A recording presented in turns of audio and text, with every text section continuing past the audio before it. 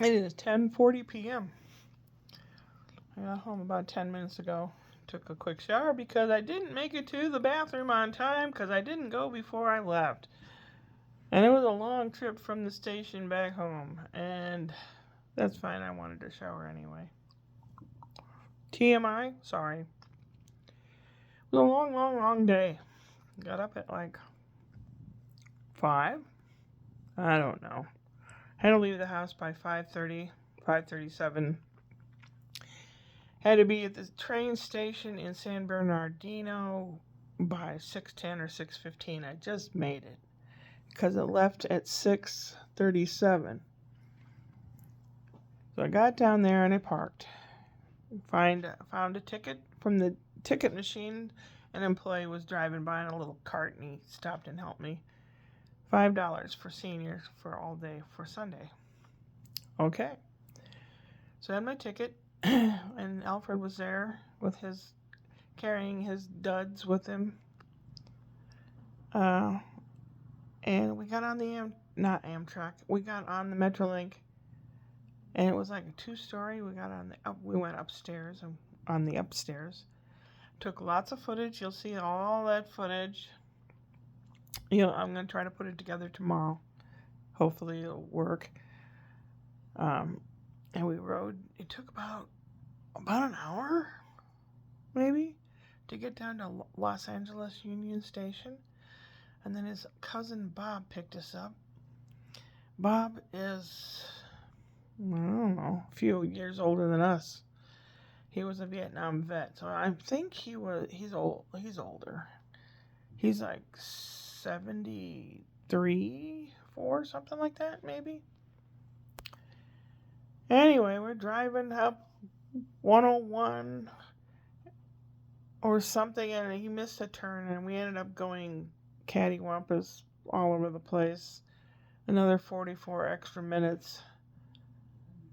I was in the front seat, passenger side, and Alfred was in the back. And Bob was doing on your left you'll see this, and on your right you see that. And he has a nice little sense of humor. It was funny. It was good talking to him. Very congenial. We finally make it to Ventura. Ventura Fairgrounds is just about on the beach, just about. $15 to park. We go in, we park, we go in. It was $20 I paid for myself. I don't know about them. I think because he's a Vietnam vet, he gets all kinds of perks. Maybe he got in free or really cheap. I don't know. And Albert, I don't know. Both of them went on and on and on about their lineage, their heritage, blah, blah, blah. I mean, oh my God. Bob is related through the 7 basic starter families that started Los Angeles County and all that stuff. Way back when, I don't know when that was. Early 1800s or something, I don't know. One of the founding families of Los Angeles. And Alfred is somehow related to the Princess of Belgium, princess who's marrying some guy to be Princess of Liechtenstein or something. It's his grandniece. Now, I don't know how it's figured, but he goes on and on about it a lot. So we went in. There's rows of tents, or like, what do you call those? Not awnings. Anyway, they're little stalls with different people's clans. Douglas, McFarlane, Monroe, Douglas, a bunch of them. And I was looking for Stewart, and I find out that due to some problem with the person running the Stewart tent, they didn't show up this year, and then apparently there's been a lot of problem with them. That sounds like my ex-husband. Because I'm only anything to do with Scottish through marriage. Anyway, we walked up and down, saw a pipe band procession, and we looked at this, that, and the other thing, and he Alfred stopped and talked to everybody for long periods of time here and there. And I didn't know what the protocol was. I didn't know what we were going to do or what we were supposed to do. I don't know. I didn't know. But we went to the Scottish lineage tent or something, and he's on the register or something. I don't know. He knows how to talk a good talk. And they invited us to either sit down or have a drink. And they had like 7 different scotches you could try to drink. And then they had a peach Moscato wine. And I don't like Moscato, but I tasted a sip of it. It was not bad. Not bad. But they had these little tiny cups of little like a big thimble. And I put a little bit of water in it and then poured a little bit of this one particular scotch in it. I smelled to it first. I thought, well, okay, we'll try this. I looked at the label and it's made in Scotland and all that. It wasn't too bad, but I don't drink and I don't like scotch or anything. But you'll see it in the film. You'll see what it is. So if you like scotch and stuff, I would try it out. Then he had a half a cup in the glass was like a half a cup of this peach Moscato. And he says, I'm a lightweight. If I drink too much, I'll end up praying to the porcelain god, which means throwing up. And he was kind of wavering back and forth. I said, you need something in your stomach. I said, there's a fish and chips or meat pies. I said, let's go find something. Well, the fish and chips did not have a line, but the fish and chips was $20 for a plate. But the meat pie had a line about a block long. And he stopped to talk to someone. I said, I'm going over and getting in line. By the time he caught up with me, the line was shorter. And they had all kinds of meat pies. Meat pies were $12. Sodas or drinks were $3. The Scotch egg was $10. And conveniently, he didn't have his wallet on him. It was in Bob's trunk. So I paid for it because they accepted cards. I had a lamb and rosemary meat pie. Oh, to die for. Oh my God. And a Gatorade. And he had a Scotch egg, which was huge. They put a lot of meat on it. But he said it was really almost overdone. And a soft drink. And we sat around for a while. Then we just walked over to a lame excuse for Highland Games, caber tossing and stuff like that. And I wanted to go. I wanted to go home. My feet were killing me. I was tired. I had enough. And the more you stay with the person, the more they think that you want to be there. And I didn't want to be there. So finally, we made it back we met up, and Alfred had misplaced his satchel and had his phone in it and everything. So he went to go look for it at places we had been. And probably stopped and talked to everybody. And Bob and I were waiting. And finally he shows back up and we get in the car. And apparently Bob had not had anything to eat at all. Bob said, we really should stop and have something to eat before we go back. I wasn't hungry. And that big Scotch egg, Alfred probably wasn't hungry either. But they decided we were going to go to Chinatown. So there's all kinds of Asian places, not just Chinese, Vietnamese and Korean, blah, blah, blah. I think the place we ended up eating was Vietnamese. It had all kinds of pictures of events on the wall, like famous people that they met in their restaurant or whatever. And I ordered chicken chop suey. Bob ordered Mongolian beef with dumplings and lobster something or other, and fried rice.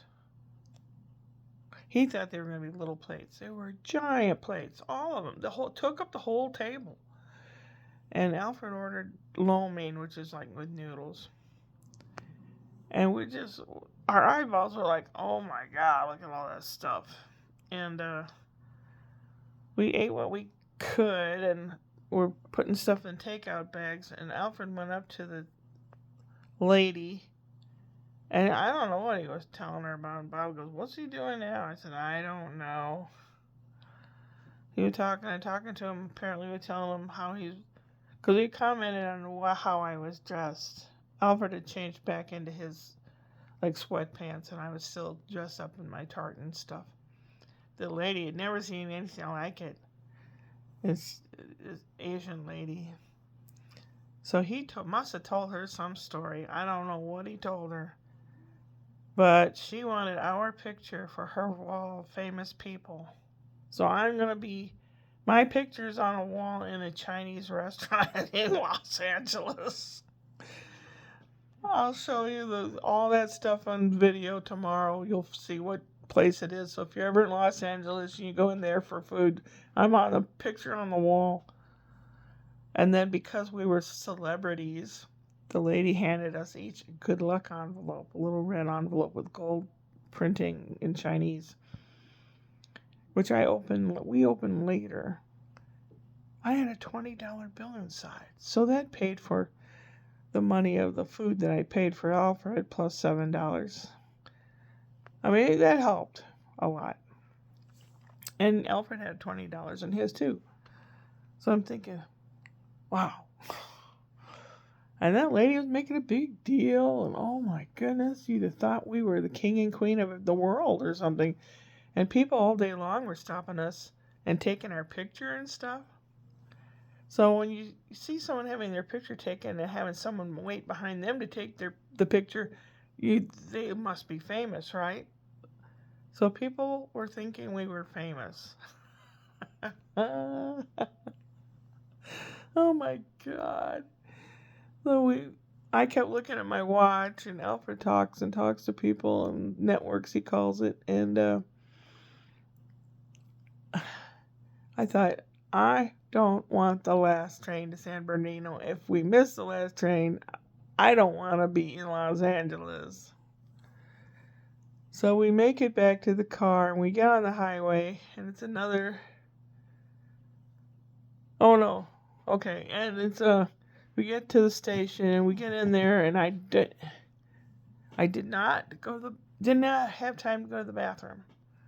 I didn't really have to go, but I thought, man, I'm going to have to go when we get to San Bernardino. We go upstairs. It's a 2-story thing, and we're sitting upstairs, and it's dark by now, and there's a lot of people on there. And we're on our way back home, and we're almost back to San Bernardino, and the train stops. Sheriff walks through, and a train guy walks through. There's a lady that looked like she was strung out, and she had 3 kids with her, unruly kids that were jumping up and down and hanging on stuff, and somebody must have complained. So they were trying to tell her to calm down, and she was being unruly about it. I didn't hear anything, but there was a sign at the next station saying train late due to unruly passenger. Oh, God. Finally made it back to San Bernardino. Got in my car, drove him over to his car. He parked a little further away. He had given me a pin. It's a nice little pin. But I'm sure, I would have rather had my $13 back than a pin.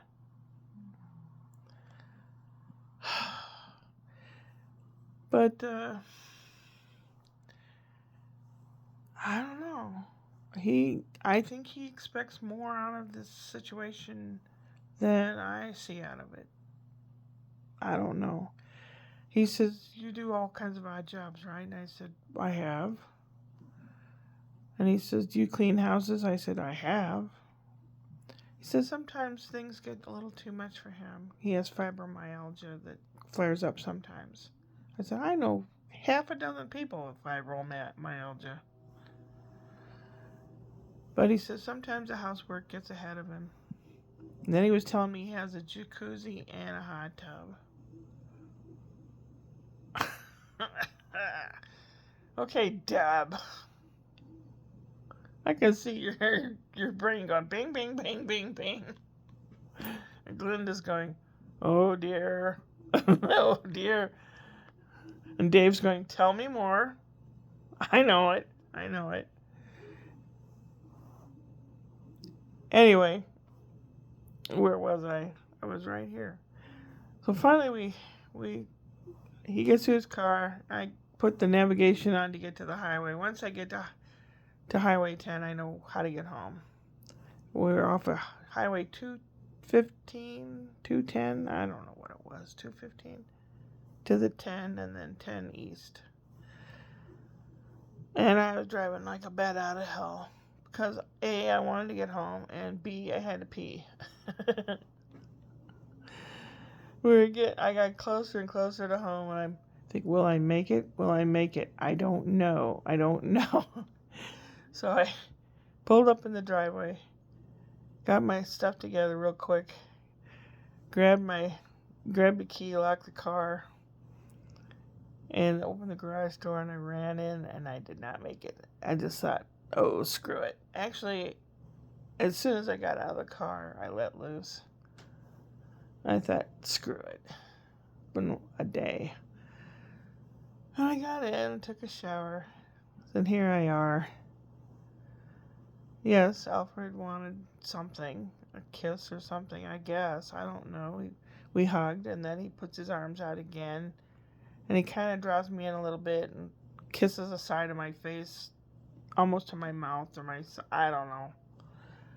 And it's like, he's looking forward to getting together again, and blah, blah, blah. And there were some people going, are you a couple? And I'm like, oh, please don't ask. Don't give him any ideas. Oh, Lord. I don't have my glasses on me. How many minutes have I talked? 17 or something? I don't know. I think so. Yeah, Tuesday is my doctor appointment. I can't wait. Who can say that? Not many. Anyway, I'm tired. My feet are killing me. I'm going to try to put it all together. There probably won't be much of any kind of narration or anything on the film that I put together, but you'll see what I got to see. You'll see what I got to do, because I told you I'd take you with me. Oh, God. I'll drink my nighttime coffee, pet the kitty cat, rub my feet, go to bed so I can go upward and onward.